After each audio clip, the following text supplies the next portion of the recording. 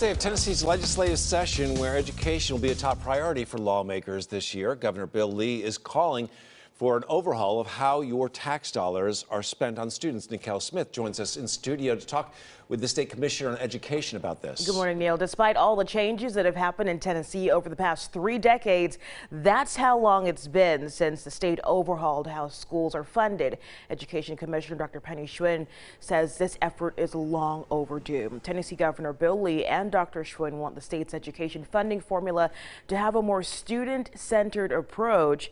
The state's current school funding framework, known as the Basic Education Program, or BEP, and it has not been meaningfully updated in more than 30 years. So there were more than 1,000 people who took part in town hall meetings across the state to give input on how your tax dollars should be spent in schools. The Department of Education is now narrowing down hundreds of comments so they can create a plan that the General Assembly can consider.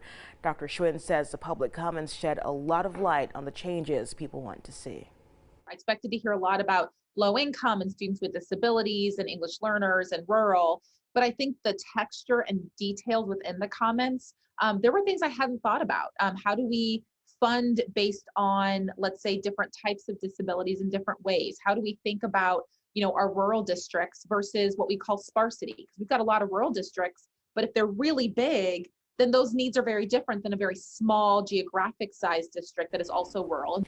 And there is still time to give your input. You can share your thoughts and ideas on state education funding at a town hall with the Metro Nashville Public School District and the State Department of Education. That's happening tomorrow.